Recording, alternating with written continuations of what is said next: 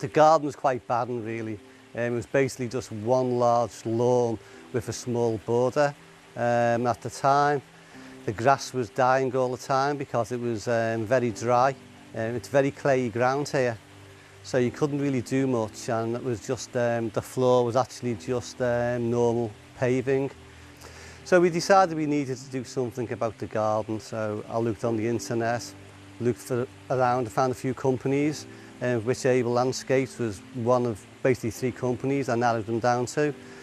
And I interrogated the website because I want to look at gardens, I want to see what type of work they've done before, and I was impressed by Abel, so I invited them down to have a look at the garden.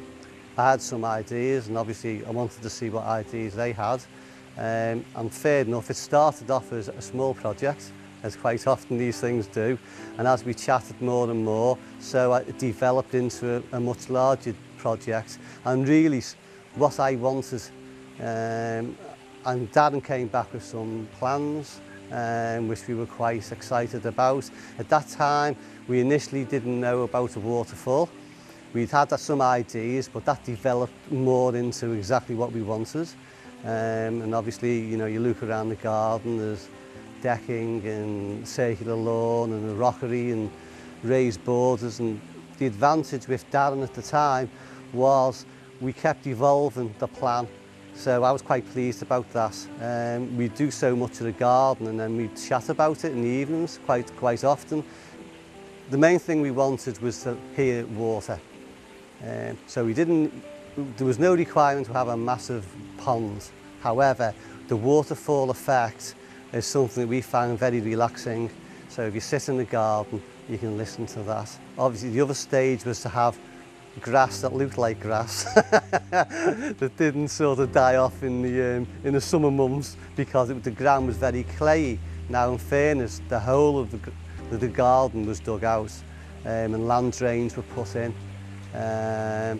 And then obviously the right type of topsoil was brought in so that when you water the garden or you water the grass, it drains correctly. I've said it before to me, I have no qualms about endorsing Abel Landscaping as a company. The work they did was very good. The guys who came on and did the job were very friendly and approachable.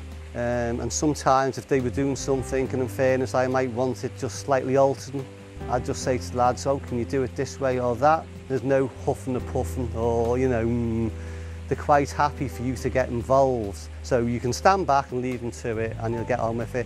If you want to get involved a bit and make some comments and want to do them slightly differently, they're more than happy to help out. And also, I think another very important point is the lads were very good at the job they did, but Darren does come and check what they're doing. He does have a look at night, and I think it's worthwhile to say on video. At one point, I was here on a Saturday, and I had part of my paving down, and he phoned me up later on and said, when you come home, I've taken it up, because he wasn't quite happy, and it looked perfect to me, but that's how accurate it's got to be for Darren. It wasn't quite right. Now, another guy at the most probably just carried on, finished it all off, and you know, that'd be it. Not for Darren. If something gets done, he checks what the lads do, and if it's not quite right, he will alter it, and I think that gave me confidence. So I go out, I'm not in, you leave the guys to do the job, because you know somebody's coming along and he's as proud of the job as you are, and if it's not right, he'll just put it right.